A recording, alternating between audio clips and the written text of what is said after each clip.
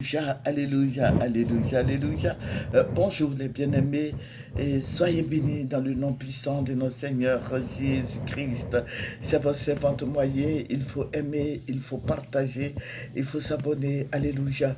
Que le Seigneur Jésus-Christ te bénisse, toi qui m'écoutes, que la grâce suffisante soit sur ta vie, que Dieu t'arrose de toutes sortes de bénédictions.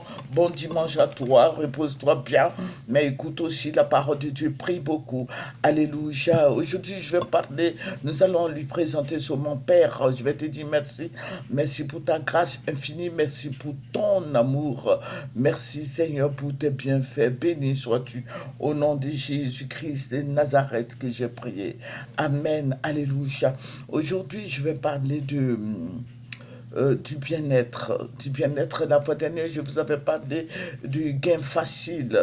Ce que tous les jeunes de maintenant, tous les jeunes de la Côte d'Ivoire ici affectionnent. Parce que ce sont des partisans, je vous ai dit que ce sont des partisans du moindre effort. Ils ne veulent pas faire des efforts. Mais je veux dire à toi, chrétien, qui m'écoute, voilà, il faut faire des efforts. Il faut rentrer dans ta bénédiction en travaillant.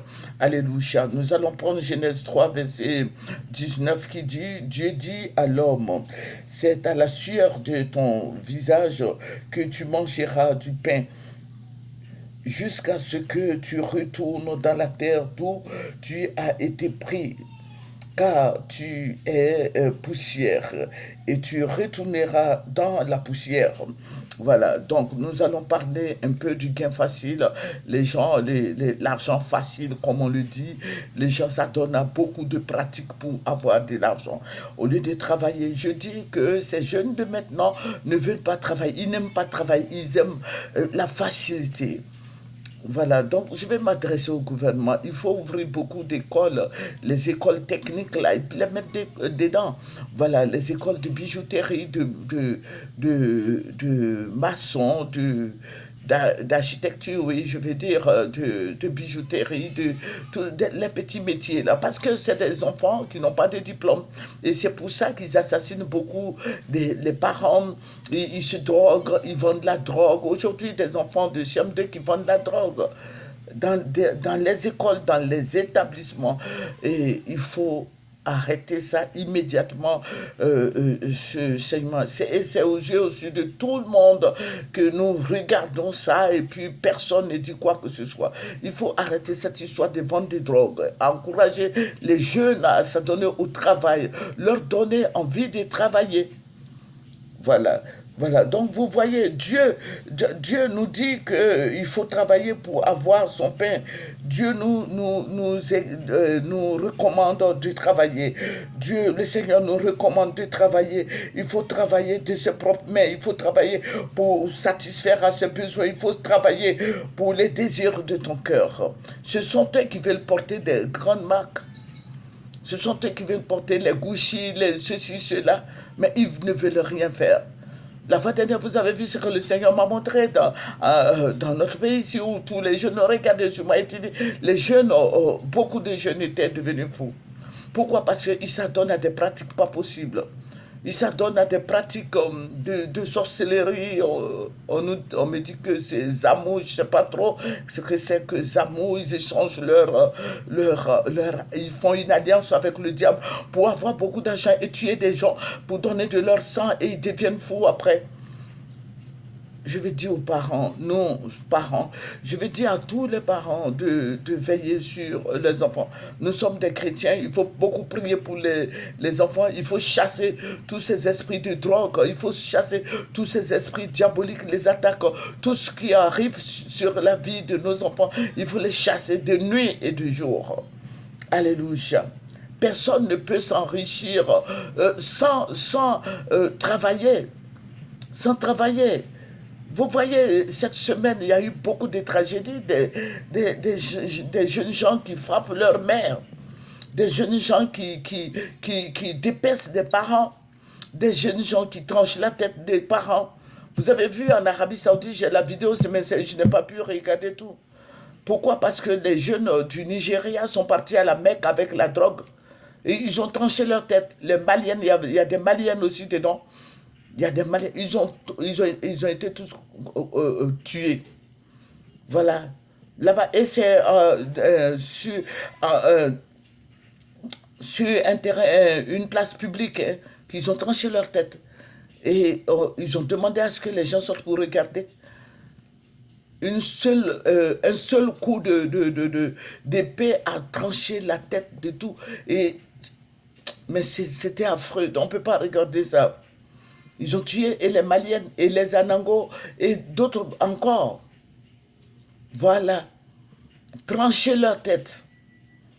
Voilà, parce qu'ils ne veulent rien faire, ils vont à la Mecque là-bas. Vous savez que dans les pays islamiques, là, on ne rentre pas là-bas avec drogue. Tu vas là-bas, tu vas avec ta drogue là-bas, on te tranche la tête. C'est pas comme quoi ton gouvernement va dire non, ne tranchez pas. Là-bas, c'est leur loi.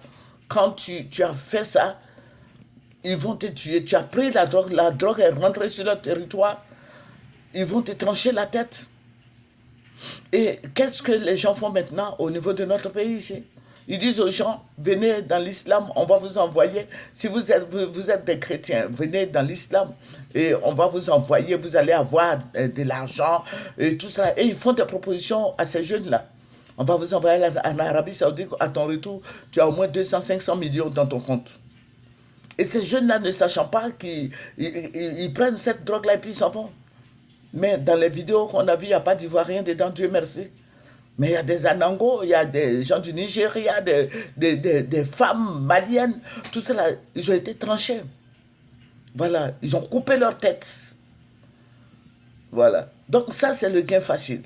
Et vous avez vu cette fille-là en Angola, elle est partie à chose, ou en Thaïlande, quoi, elle est partie prendre la drogue. Et la drogue, là, qu'est-ce qu'elle a fait? Elle a avalé des sachets de drogue. Et arrivée sur son territoire au Nigeria, et quand elle est arrivée, il y a la drogue là, il y a un sachet qui est défait là, mais elle est morte à l'aéroport là même, elle est partie faire les courses pour son mari. Et son mari est très riche et elle est influenceuse. Donc elle a avalé cette drogue là, elle est rentrée au Nigeria avec. Et pour aller vendre, et c'est ça qui est leur commerce. Voilà.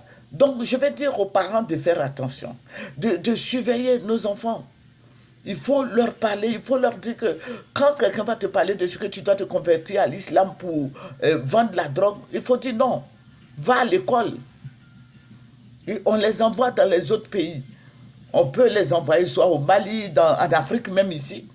On peut les envoyer, on dit bon tu vas partir, tu vas déposer ça et puis tu reviens. Il faut refuser. Je m'adresse aux jeunes, refuser. Il faut travailler de ses mains. Amen.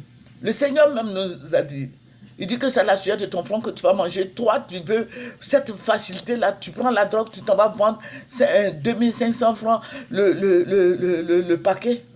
Je ne sais pas si c'est le paquet ou bien je ne sais pas trop. Mais il faut faire attention. Je vais dire aux parents de prier pour les enfants. Parce que la Côte d'Ivoire est inondée de drogue. La drogue est partout, la drogue est partout, dans les services, à l'hôpital, partout, les gens vendent de la drogue. Et il y a un médecin même qui m'a dit qu'il aussi consomme. Mais un médecin qui prend la drogue, tu t'en vas opérer, un chirurgien, tu prends la drogue, tu t'en vas opérer, le patient là, tu crois qu'il va se réveiller? Un anesthésiste qui va anesthésier un patient, tu es drogué là. Tu vas piquer ce produit-là à un patient, mais le patient va mourir. Une jeune fille qui se drogue, qui est devenue sage-femme, qui va faire accoucher une maman. La maman ne va pas vivre, l'enfant ne va pas vivre. C'est ce que nous constatons, c'est pour ça qu'il y a beaucoup de mortalité dans les maternités. Il y a beaucoup de gens qui meurent dans les hôpitaux. Pour une petite opération d'appendicite, les gens vont mourir. Une petite opération d'appendicite, mais de hernie, les gens vont mourir. Mais parce que vous êtes sous l'effet de la drogue. Il y a la drogue partout. Donc, je vais dire aux parents de prier. Et avant d'envoyer ton enfant à l'hôpital, il faut prier. Parce que les gens même que tu vas voir le pédiatre là, tu ne sais pas s'il est drogué. Il va prescrire un médicament à l'enfant et ça va tuer ton enfant. Ou bien quand tu vas aller t'asseoir devant lui, il est en train de dormir. Comment il peut prescrire des médicaments à l'enfant? Je vais dire aux chrétiens de prier. Il faut prier. Il faut prier. Parce que tous ces jeunes-là, il y a des gens qui n'ont jamais été à l'école aujourd'hui qui sont des infirmiers. Des filles qui n'ont jamais été à l'école, qui sont devenues des sages-femmes aujourd'hui. Mais ceux-là, qu'est-ce qu'ils peuvent apporter dans le corps médical? Ils ne connaissent pas I. Tu dis, ils n'ont qu'à aller faire accoucher les femmes. Maintenant, s'il y a des difficultés, comment ça va se passer? Voilà. Donc, il faut prier. Il faut prier. Et je tire mon chapeau aux Béninois. J'ai reçu une vidéo où les Béninois, là, il y a un jeune Béninois, il y a un monsieur, c'est pas un jeune, un monsieur d'un certain âge qui a frappé sa mère. Mais il y a au moins 10 personnes qui l'ont battu, ils l'ont bien frappé. Vous voyez, le Bénin est un pays à part. Parce que eux, là, ils s'en fichent du développement. Et aujourd'hui, j'ai lu dans un journal, il y a 103 prostituées nigérianes, les Anango là. Il y a 103 prostituées qui sont au Bénin là-bas. Elles font la prostitution, elles sont au Porto Novo. Le gouvernement béninois s'est levé et dit non, faites-les sortir. Elles n'ont qu'à aller se prostituer au Nigeria là-bas. Et ils les ont accompagnés jusqu'à la frontière. Et c'est normal. Mais en Côte d'Ivoire, ici, nous constatons quoi? Nous constatons n'importe quoi. Et il paraît que ces filles-là, même dans les journaux, regardez dans les journaux, ces filles-là, elles travaillent de connivence avec les PD. En Côte d'Ivoire, ici, qu'est-ce que nous constatons? Nous constatons des filles qui viennent comme ça, se prostituer dans notre pays, gâter notre pays, la réputation de notre pays. Le gouvernement est là. Le gouvernement ne prend pas de décisions. En temps, il y a un jeune Camerounais qui disait au PD, comme on ne veut pas nous accepter on veut pas vous accepter dans votre pays là, venez tous en Côte d'Ivoire, passez en Côte d'Ivoire là-bas, on ne fait rien au PD. On ne fait rien avec ça. Est-ce que vous pensez que c'est normal? Le développement là, il faut, moi je vais dire au président Alassane, le développement là, c'est vrai. Il développe la Côte d'Ivoire, mais il n'est qu'à que la Côte d'Ivoire aussi trie des gens qui vont rentrer dans notre pays ici. La dépravation des mœurs. Les gens viennent, les filles là viennent se prostituer en Côte d'Ivoire ici. Qu'est-ce que nous constatons? Nous voyons les jeunes filles qui se prostituent maintenant. Même au dehors. Tout cela, il faut casser, il faut détruire toutes ces choses-là, les rues princesses et autres là. Il faut détruire la rue princesse, il faut détruire tout ça. Et où les filles là font la prostitution, on dit c'est à Yopougon, elles sont parquées à Yopougon, au carrefour de commencer à bientôt tout cela. Il faut les chasser. Les boîtes de nuit où les jeunes filles se déshabillent avant de rentrer, les hommes se déshabillent avant de rentrer. Il faut fermer ces gens de boîtes de nuit. Ces mécréants là. Attends, je vais dire aux chrétiens de prier pour leurs enfants.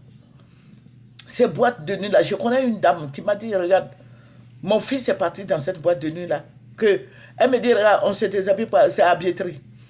Tu te déshabilles et puis tu rentres là-bas. Ça veut dire que tu es nu quoi. Voilà, et les filles aussi sont nues, puis elles sont là-bas, les serveuses, tout le monde. On ne porte pas habit pour rentrer là-bas. Et cette boîte de nuit appartient aux gens. Voilà. Et ça, c'est une manière de chercher de l'argent, ça. Je veux dire aux chrétiens de se réveiller. Il faut te réveiller. Il faut enseigner des vertus qui nous sont propres. Nous sommes de Jésus. Nous appartenons à Jésus. Nous sommes le corps de Christ. Il faut enseigner le bien-être à ses enfants. Comment faire pour acquérir de l'argent? Ce n'est pas dans la drogue, ce n'est pas dans la prostitution. Battons-nous. Il faut les encourager à travailler.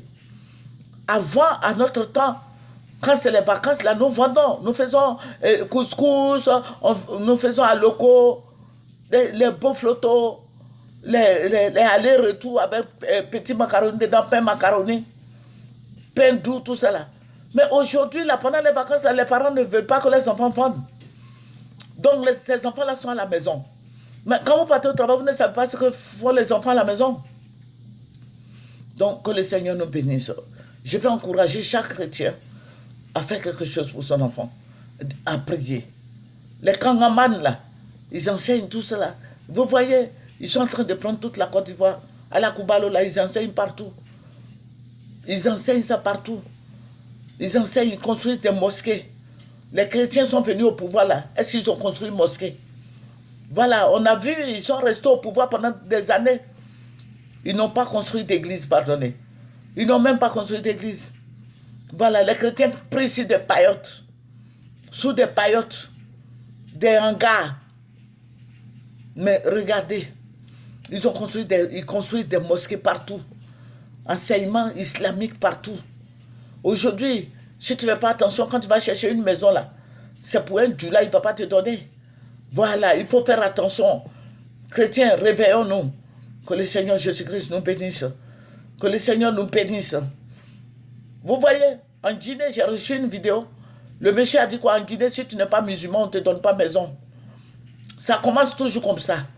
Si tu n'es pas musulman, on ne te donne pas maison. Ça va arriver en Côte d'Ivoire ici aussi.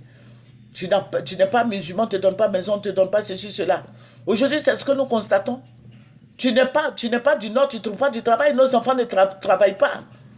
Voilà, parce qu'ils ne sont pas du Nord de la Côte d'Ivoire, ils ne parlent pas du là. Mais pourvu que tu aies un nom du là, tout de suite, on te donne du travail. Et ce n'est pas normal, c'est aberrant de constater tout ça. La Côte d'Ivoire appartient à tous les Ivoiriens. Du Nord au Sud, de l'Est à l'Ouest. Voilà. On ne peut pas donner du travail aux non-musulmans, à son âge musulman, et les autres sont là. Ils ne travaillent pas. Ce sont vos enfants qui travaillent. Quand Gbagbo était là, les musulmans étaient dans le gouvernement de Gbagbo. C'est vrai, il y a eu beaucoup de choses qui sont passées. Mais tout le monde, ce sont les musulmans même qui avaient la Côte d'Ivoire. Voilà. Maintenant, vous venez, vous ne voulez pas que les autres aussi travaillent. C'est les djoulas seulement qui travaillent. Et les autres, et nos enfants, ils font quoi? Nous tous, on a travaillé. On a payé des impôts, on a payé tout. On nous a prélevé de l'argent pour la Côte d'Ivoire. C'est ça qui fait la Côte d'Ivoire. Mais ce ne sont pas les djoulas seulement qui vont prendre la Côte d'Ivoire, qui vont faire engager les enfants. Ils n'ont même pas de diplôme. Ils occupent des postes. Maintenant, les Baoulés, les Bétés, les Atiers, les Sudis, tout ça, les Akans, tout le monde est là, nos enfants traînent. Et ça me fait très mal que le Seigneur ouvre les yeux du président Alassane. Et je vais dire au Djoula là, dites au président Alassane de faire attention. Parce que quand il va quitter le pouvoir, ce ne sont pas les Djoula seulement qui vont venir. Voilà. Tout le monde peut accéder au pouvoir. Voilà. Selon ce que Dieu a dit dans ton destin là, Dieu va faire. Et quand il va partir, qu'est-ce que vous allez devenir? Que le Seigneur nous bénisse. C'est votre servante moyen.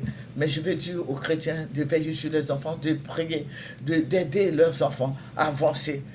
Alléluia. Que le Seigneur a fait bon, à travailler. Tout court. Au revoir.